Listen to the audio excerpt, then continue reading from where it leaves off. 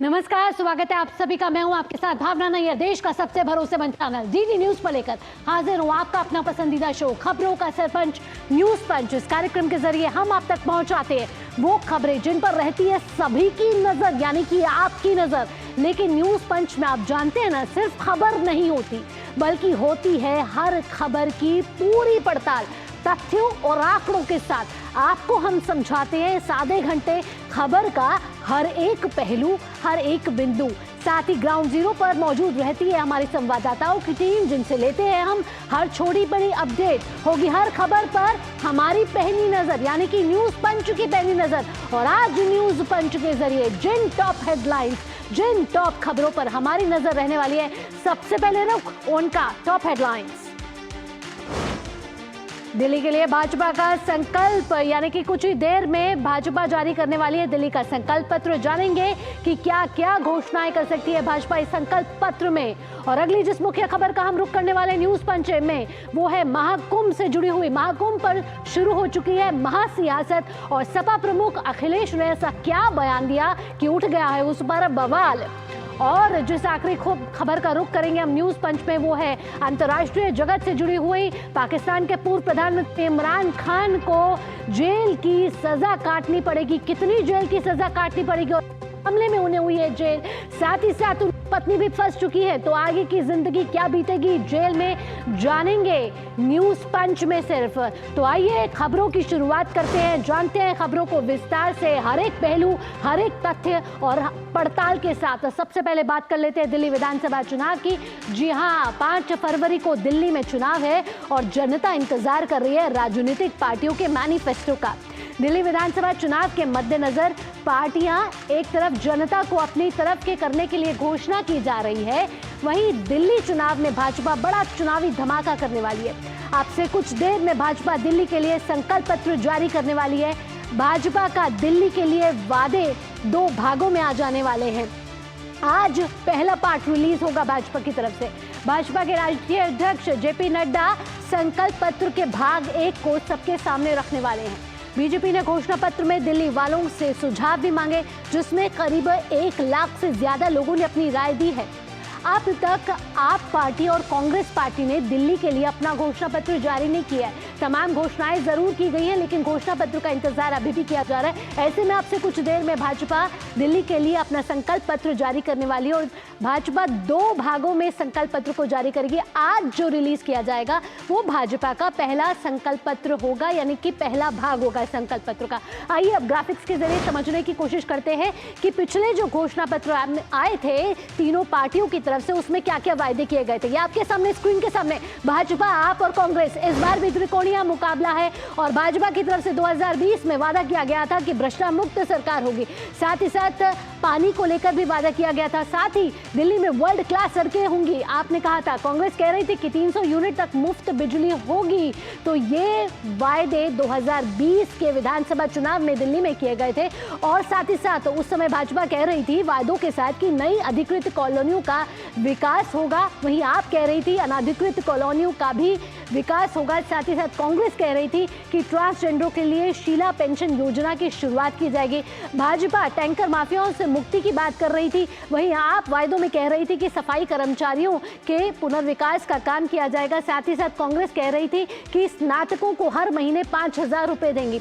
अब वक्त आ चुका है 2025 का, जहां घोषणाओं का इंतजार किया जा रहा है। घोषणा पत्र के जरिए 2020 में भाजपा कह रही थी कि केंद्रीय योजना लागू करने का वायदा, आप कह रही थी कि दिल्ली में 24/7 बाजार ओपन रहेंगे। वहीं कांग्रेस कह रही थी कि आगे भी उनकी घोषणाएं इसी तरीके से वो घोषणाओं पर काम करती रहेगी। साथ ही साथ रेहड़ी पटरी वालों के लिए भाजपा, आप और सीए एनआरसी को लेकर तीनों पार्टियां वायदे कर रही थी। तो 2020 के घोषणा पत्र को आपने बड़े विस्तार से देखा कि तीनों पार्टियां क्या क्या घोषणाएं कर रही थी। लेकिन अब इंतजार है 2025 के घोषणा पत्र का, क्योंकि आपसे कुछ ही देर में भाजपा अपना दिल्ली का संकल्प पत्र जारी कर देगी। आइए अगली ग्राफिक प्लेट का रुख करते हैं। दिल्ली में क्या है चुनावी मुद्दे जिसको देगी जनता जनादेश।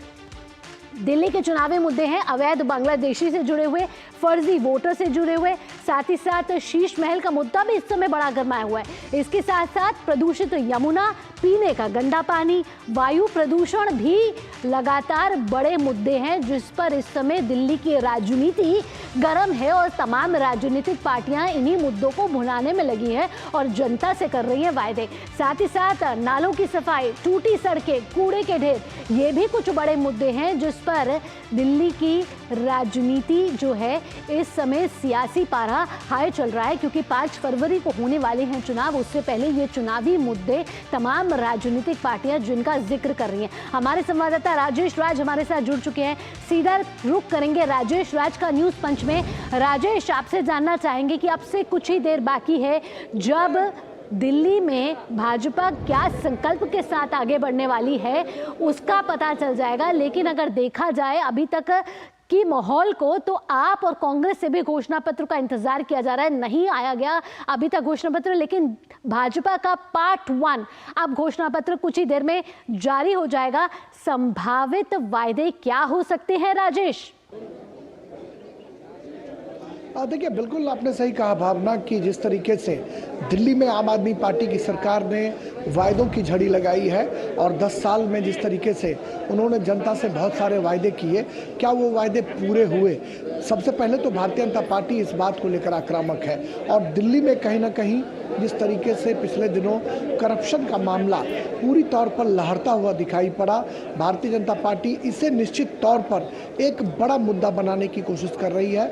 यमुना की सफाई की आपने बात की, दिल्ली के झुग्गी झोपड़ियों के उत्थान की बात की, तमाम जो वायदे किए गए आम आदमी पार्टी की तरफ से, वो वायदे सरजमी पर कितना उतर पाए, इसको लेकर बीजेपी आक्रामक है। और यह संकल्प पत्र कहीं ना कहीं दिल्ली विधानसभा चुनाव के लिए किसी भी पॉलिटिकल पार्टी का पहला जो है वो घोषणा पत्र होगा और ये उम्मीद जताई जा रही है कि इसके बाद जब आम आदमी पार्टी या कांग्रेस कोई भी पार्टी संकल्प पत्र या घोषणा पत्र लेकर आएगी तो फिर कैसे बीजेपी को काउंटर करने की कोशिश करेगी, इस पर तमाम लोगों की नजरें रहेंगी।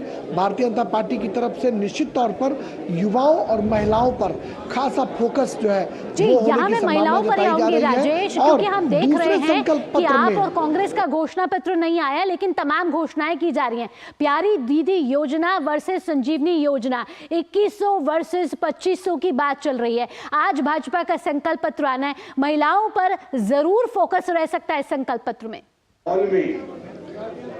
निश्चित तौर पर बिल्कुल आपने सही कहा कि जो महिलाओं पर आपने देखा कि किस तरीके से झारखंड में मैया सम्मान योजना के सहारे झारखंड मुक्ति मोर्चा की सरकार जो है दोबारा सत्ता में लौटी। उसके बाद बिहार में भी तेजस्वी यादव ने ये वायदा किया है, उन्होंने माई बहन योजना लाने की बात की है और दिल्ली में भी तमाम पॉलिटिकल पार्टियां जो हैं वो प्यारी दीदी योजना की बात करें या महिलाओं के लिए अन्य योजनाओं की बात करें वो कर रहे हैं। ऐसे में निश्चित तौर पर तमाम लोगों की नजरें भारतीय जनता पार्टी के संकल्प पत्र पर टिकी हुई है कि वो महिलाओं के लिए क्या कुछ लेकर आते हैं और निश्चित तौर पर महिलाओं को सम्मान देने के मामले में भारतीय जनता पार्टी का जो अब तक ट्रैक रिकॉर्ड रहा है, ऐसे में हम कह सकते हैं कि दिल्ली में भी बीजेपी महिलाओं को सम्मान देने में पीछे नहीं हटेगी और उनके संकल्प पत्र में कुछ जरूर पिटारा खुलेगा महिलाओं के लिए, ताकि महिलाओं को अपने घोषणा पत्र के जरिए चुनाव में साधा जाए। और आपने देखा है कि भारतीय जनता पार्टी हमेशा विकास की बात करती है, सबका साथ सबका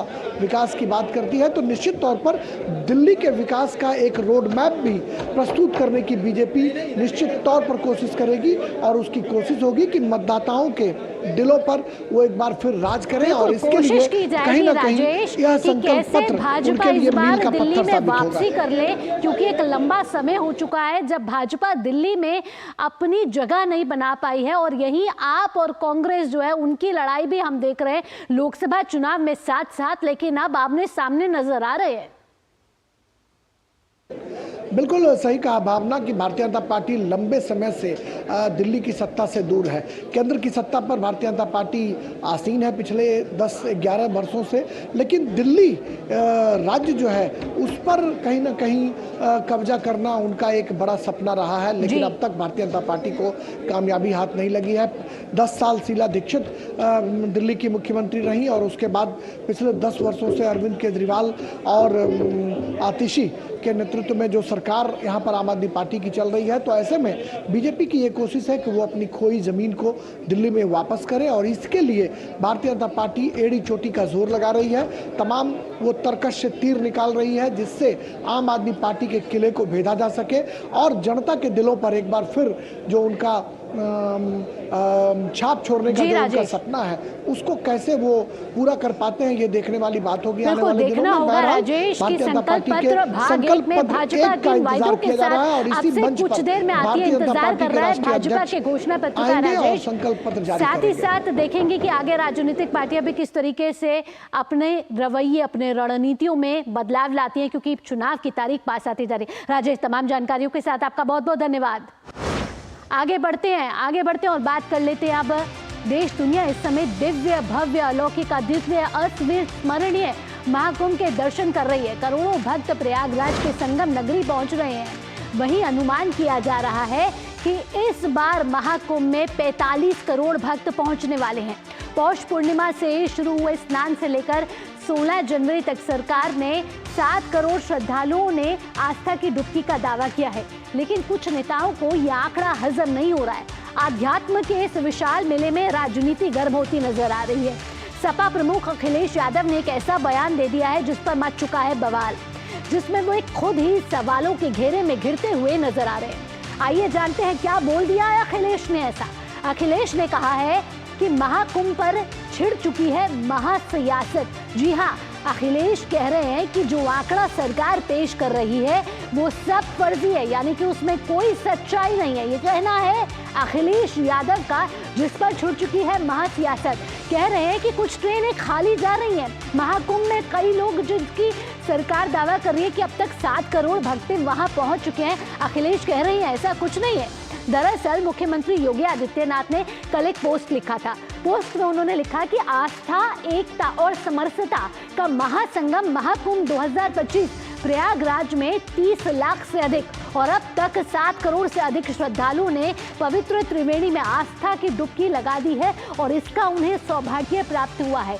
ये कहना है योगी आदित्यनाथ का, जिसके बाद सपा प्रमुख अखिलेश यादव ने एक बड़ा बयान दे दिया और ये बड़ा बयान अब उनकी गले की फांस बनता जा रहा है, क्योंकि तमाम राजनीतिक पार्टियों से भी प्रतिक्रिया आ रही है। और अखिलेश क्या कह रहे हैं? अखिलेश कह रहे हैं कि योगी आदित्यनाथ के जो ये आंकड़े हैं, सरकार के जो आंकड़े हैं, उत्तर प्रदेश के जो आंकड़े हैं, वो बिल्कुल फर्जी है। वो कह रहे हैं ये आंकड़े बिल्कुल सही नहीं है।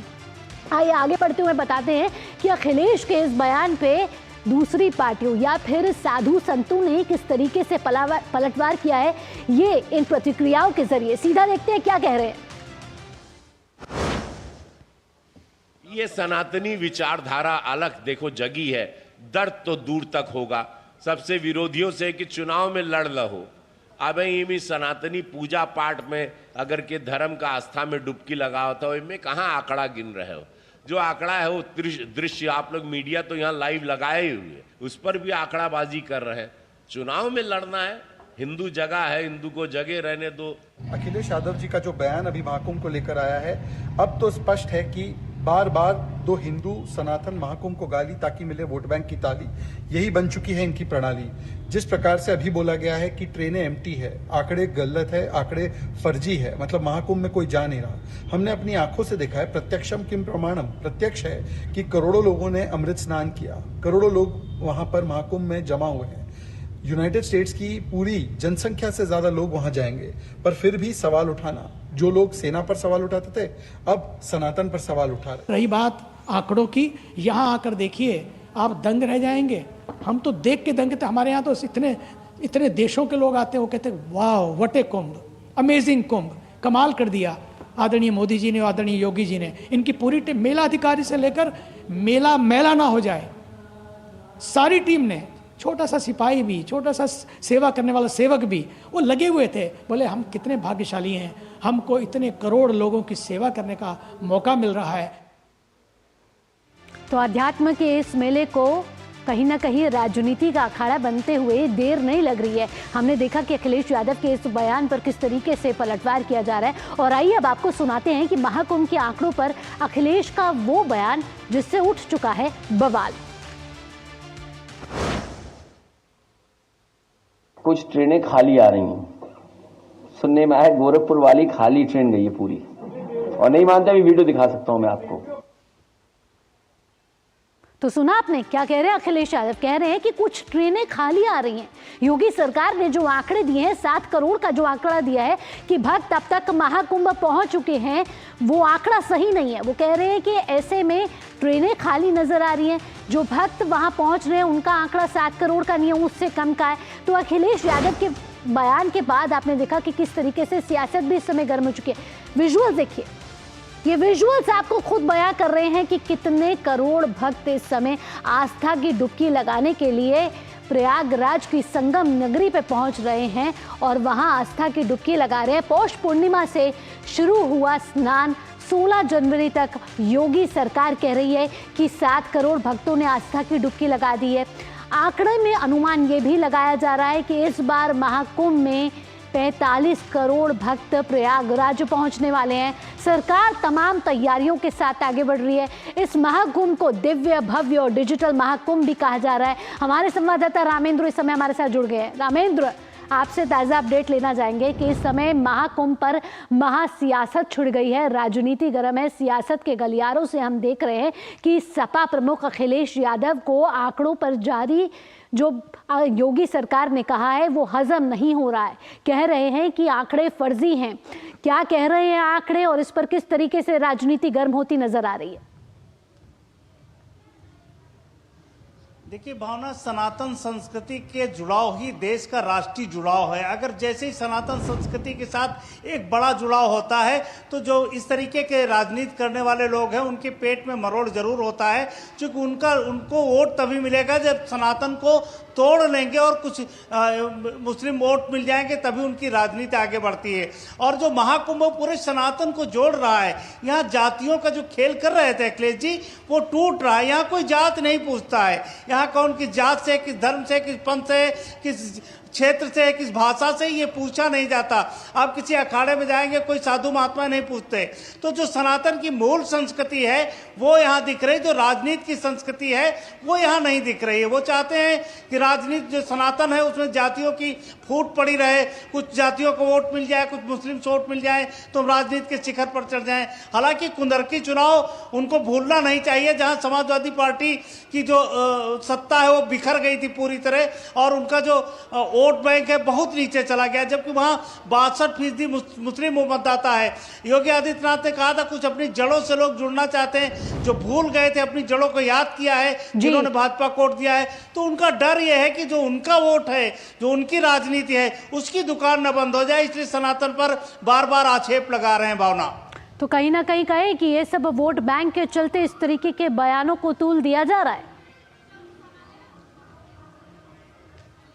बिल्कुल भावना, अगर वोट की राजनीति न होती तो भगवान शिव जी के खिलाफ वो प्रेस कॉन्फ्रेंस में अखिलेश इस तरह न बोलते तफरी लेते हुए।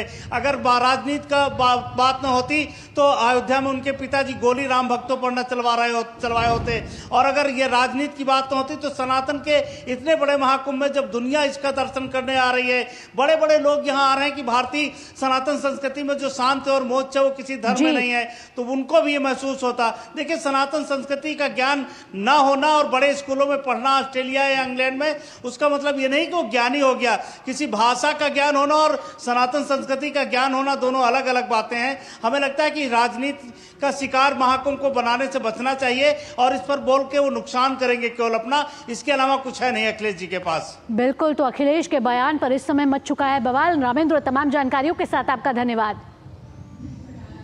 न्यूज पंच में अब आगे बढ़ेंगे। न्यूज पंच में आगे बढ़ते हुए बात कर लेंगे अब अंतर्राष्ट्रीय खबर से जुड़ी खबर की। जी हाँ, खबर आ रही है पाकिस्तान की। पाकिस्तान के पूर्व प्रधानमंत्री इमरान खान को आगे की जिंदगी सलाखों के पीछे काटनी है। जेल में बंद पाकिस्तान के पूर्व प्रधानमंत्री और तहरीक-ए-इंसाफ पार्टी के मुखिया इमरान खान को एक बार फिर झटका लगा है। इमरान खान को 14 साल की जेल की सजा का फरमान सुना दिया गया है, जबकि उनकी पत्नी को 7 साल की जेल की सजा सुनाई गई है। दोनों पर 10 लाख रुपए और 5 लाख रुपए का जुर्माना भी लगा दिया गया है। कोर्ट ने अल कादिर ट्रस्ट मामले में पूर्व प्रधानमंत्री और उनकी पत्नी को सजा सुना दी है। यानी कि पाकिस्तान के पूर्व प्रधानमंत्री इमरान खान की मुश्किलें बढ़ चुकी हैं।